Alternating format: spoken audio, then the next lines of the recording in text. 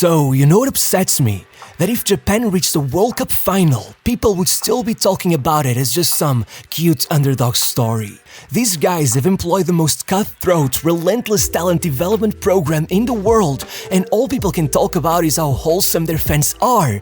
They haven't lost to an European nation in 80 years, 2,908 days without a defeat. The fact they have never made it past the round of 16 in a World Cup shouldn't be any source of relief. That is a threat. Luis Enrique saw it when they defeated Spain. He tried to warn you, this is just the beginning. But what he should have said is that these results are just the tip of the iceberg. By now, I think everyone has seen those viral videos of Japanese academies on TikTok, yet, as always, people treat it like some gimmick, as if they were not looking directly at the generation of kids that will defeat their own. I did some digging, and that exact academy you're seeing in those videos is not even an academy. It's a high school team, and not even a particularly successful one. That's how deep their talent network goes, how obsessed they've become. They're putting high school teams through more intense technical drills than some top-level European academies.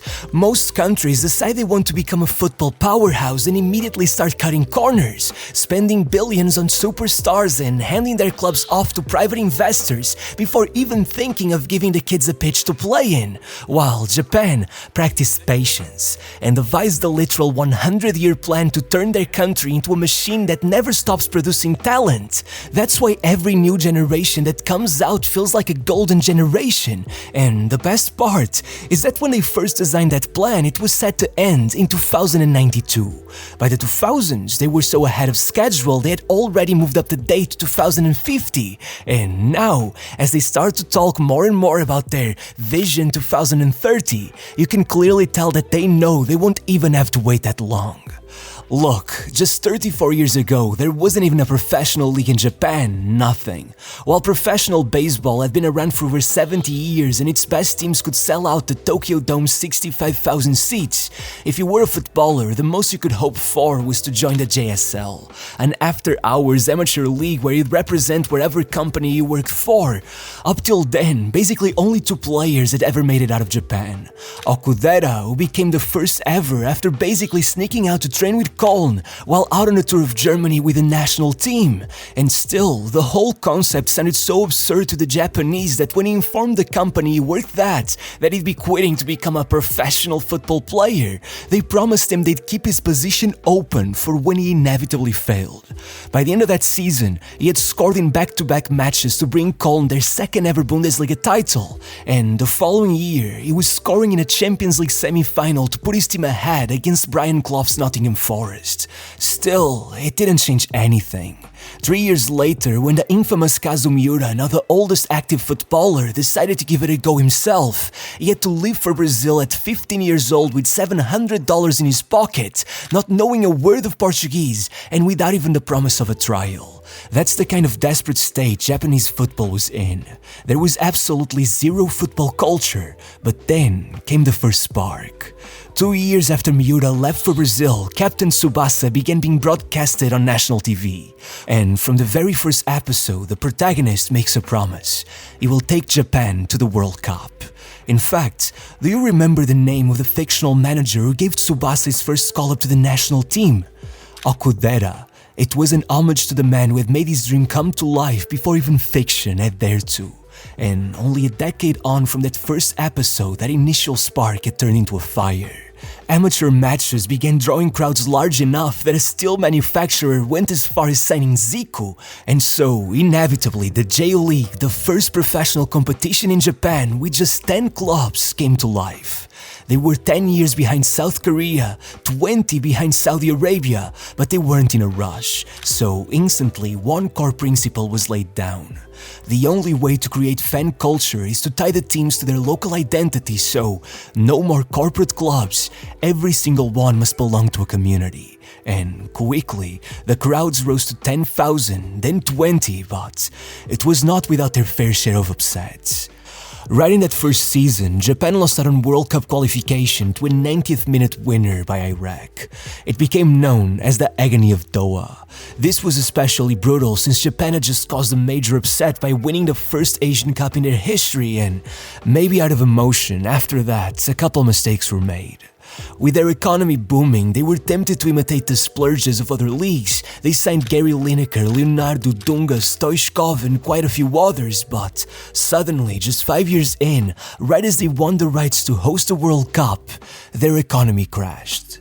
Sponsors pulled out, top-tier clubs began flirting with bankruptcy, but thankfully, it was understood that Japan too had underestimated the scale of a project like this, so that was precisely when their 100-year plan came to life. Listen, their objectives were simple. By the league's 100th year anniversary, they planned to have 100 professional clubs and a World Cup title.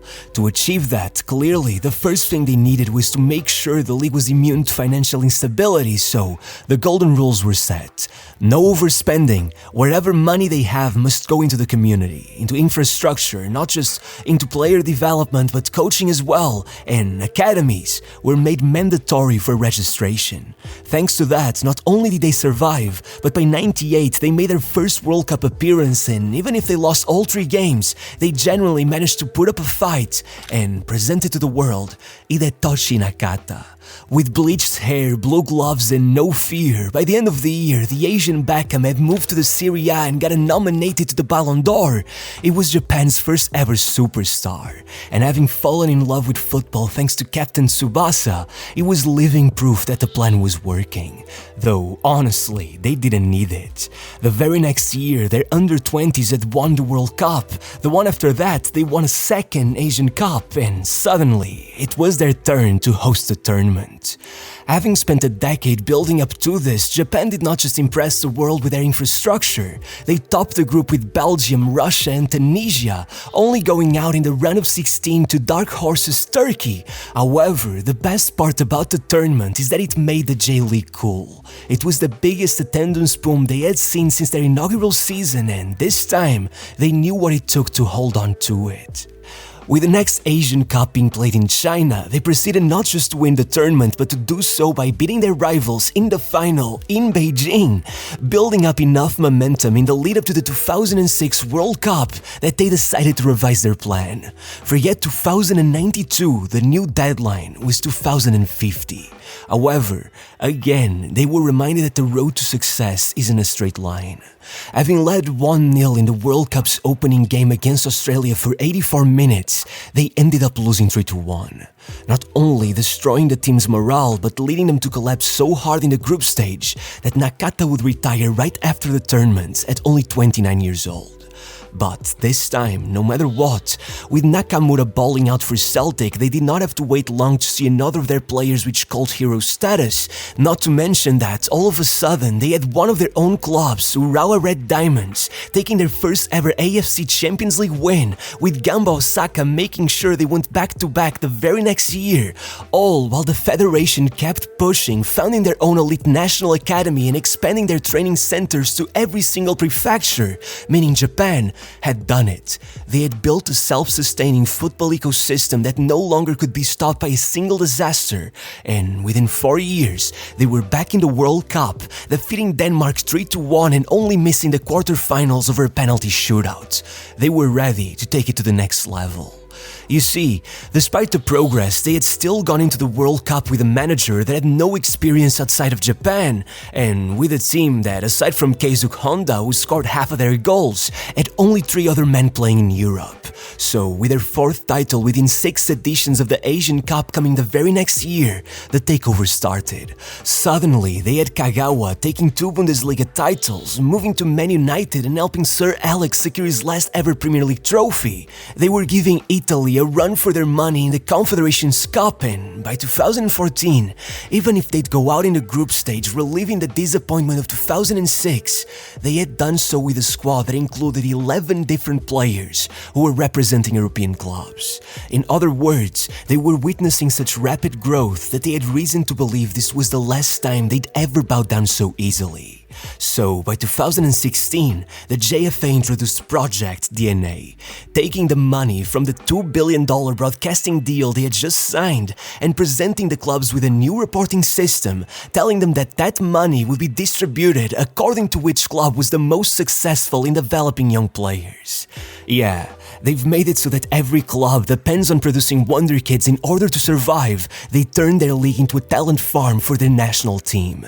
And as much as they've wisely chosen not to publicize their deadlines as much as before, that's when the year 2030 began being thrown around. It was the start of a golden era. By the 2018 World Cup, the dynamic had been completely reversed, having gone as far as buying a whole club in the Belgian league. Now, only 8 players in that squad were playing domestically, and even though they had gone completely against their own principles, by appointing a new manager just 2 months before the tournament, they instantly made history by beating Colombia in the opening game, becoming the first ever Asian country to defeat a South American team in the competition's history. And in a matter of weeks, they found themselves in a round of 16 match against Belgium's golden generation and leading by 2. They were within half an hour of one of the greatest upsets in history, but then came an absurd goal from Vertonghen, another by Fellaini, and in the final seconds of the game, Japan got a corner, pushed everyone in front to try to win, and watched as in a flash, Belgium scored from a counter-attack. The heartbreak was so deep that a full-on documentary was made, just analyzing those 14 seconds, and in the end, the conclusion was the same thing they had known since 2014. As good as they had become, they lacked a true striker. Their obsession with teamwork and harmony had stopped them from creating a selfish, cold-blooded finisher. But, as it had done 40 years prior, Japan's obsession with anime came to the rescue. The very next month, Blue Lock was created, a show in which the main character, following a recreation of that defeat to Belgium, enters a new program to find the most selfish deadly striker in Japan.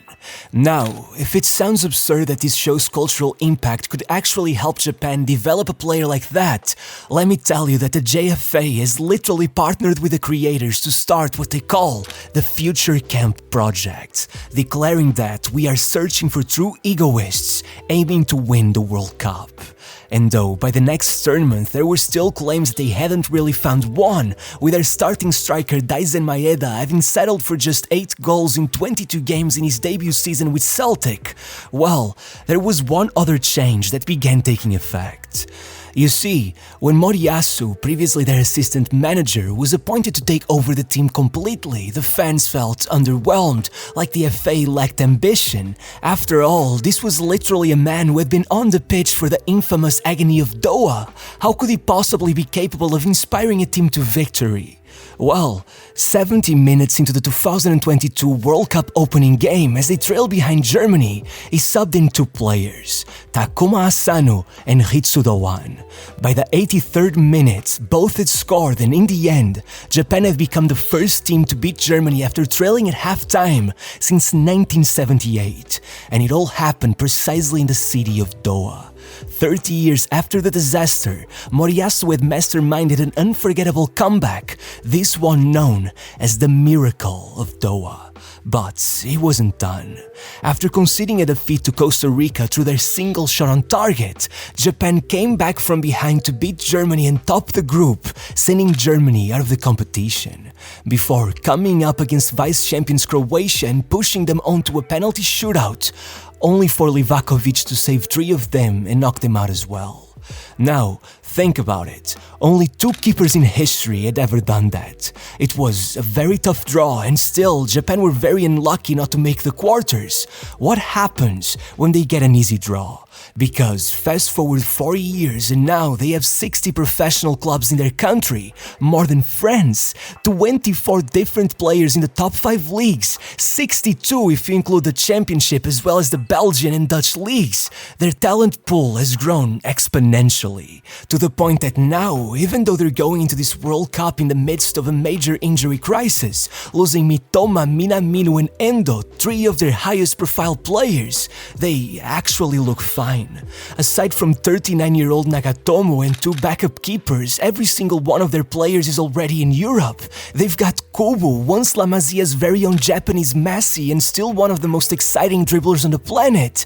Ritsu Doan from Frankfurt, a former Copa Trophy nominee. Kaisho Tomiyasu son, who was developed into one of the most reliable defensive midfielders in the Bundesliga. They've got Hiroki Ito literally playing at Bayern Munich, ex-Arsenal Tomiyasu who's just made it back from injury, as well as Kamada who's been everywhere from Frankfurt to Lazio and now Crystal Palace. And that is excluding the two players that excite me the most. Obviously, Zion Suzuki, a serious contender for the title of best under-23 goalkeeper on the planet, who completely dwarfs anyone else Japan has ever had between the posts. And of course, you may have noticed I haven't mentioned any strikers, right? Well, I'd likely be telling you how Daisen Maeda just dropped 11 goal contributions in the last 7 games of the season to clutch a league title for Celtic in the final game. If not for the fact that Ayase Ueda just closed out his season as the Eredivisie's top scorer with 8 more goals than any other player, allowing Maeda to drop back into his preferred position on the left wing, combining both into the same 11. To put it simply, Japan's total market value is tripled since 2018 and damn near doubled since the last World Cup. No Asian country is even remotely close. Plus, they just beat England, beat Brazil, now they've opened with a draw against the Netherlands, and considering they only need to reach the quarters to have their greatest ever run, I think history will be made this summer.